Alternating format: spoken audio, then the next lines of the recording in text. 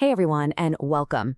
Today, we are tackling a topic that is, let's be honest, a huge deal for any property owner: vendor management. We're going to talk about how you can build an absolute A team of contractors. The kind that keeps your properties humming and your tenants happy. So let's just dive right in. Oh man, picture this. It's late, you're finally relaxing, and the phone rings. It's a tenant, there's a burst pipe, and your go-to contractor is nowhere to be found. Straight to voicemail. We've all had a moment like that, or at least the nightmare about it. That feeling of panic, that's exactly why solid vendor management isn't just a nice to have. It's absolutely essential. And that late night emergency call? That's really just the tip of the iceberg.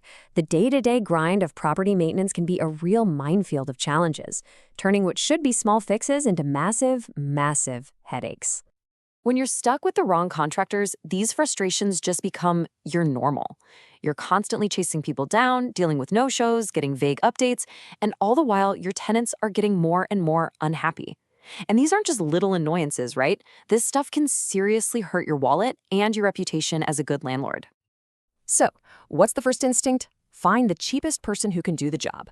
It seems logical, it seems like you're saving money, but as we're about to see, that strategy, well, it almost always backfires. And it comes with a much, much higher price tag in the long run.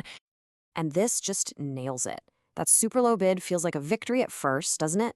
But it so often leads to shoddy work, which means you're just paying someone else to come back and fix it again a few months later. It's a vicious cycle.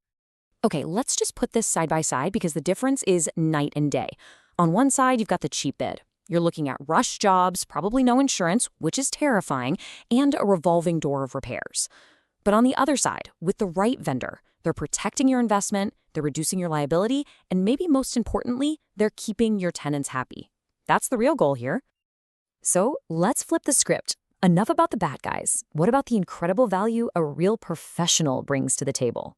Because this is where you stop putting out fires and actually start saving some serious time and money.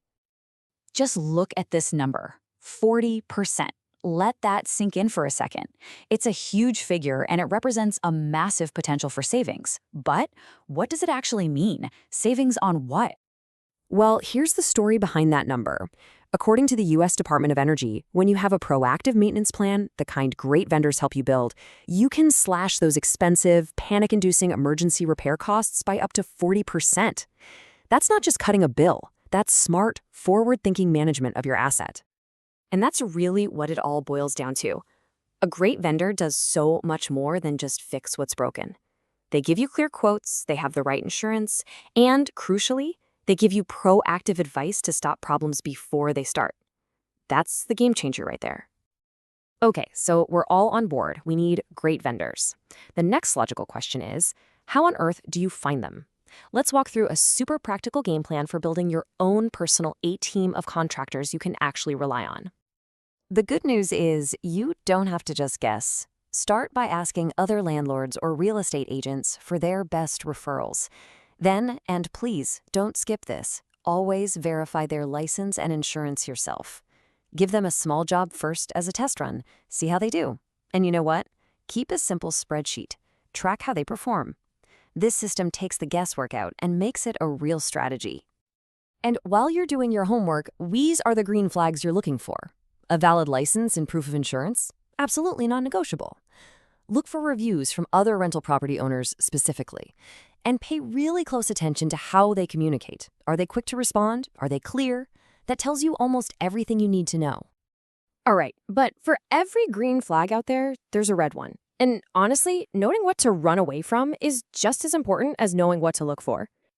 And you have got to remember this. It is so much more expensive and stressful to try and fire a bad contractor halfway through a project than it is to just spot those warning signs early and walk away. Trust your gut on this one.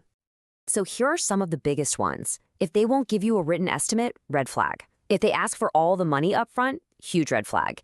If they get weird or dodgy when you ask about their license or insurance, just run. These aren't little quirks, they're giant signs pointing to a future disaster. Now let's be real. Building that A-team of vendors takes a lot of time and effort. For landlords who are thinking, I just don't have time for all that, there's another way. You can call it the property manager's shortcut. So what is this, really? Well, professional vendor coordination basically means you get to hand this entire headache over to someone else. A good property manager becomes your one and only point of contact. They find the vendors, they vet them, they manage the schedules, and yeah, they take those 10 p.m. emergency calls for you. And here's what you're really getting. You're not just hiring someone to make calls. You're plugging into a ready-made, pre-vetted network of pros who've already been tested. They handle the whole shebang, scheduling, making sure the work gets done right, handling emergencies 24/7, and making sure everything is up to code. It is a total hands-off solution. So when you boil it all down, it comes to this. Juggling calls and chasing down contractors and dealing with delays, that doesn't have to be your reality. Whether you build your own amazing team or you partner with a pro to do it for you, the end goal is the same, getting your time back. The only question left is, where do you want to spend that time?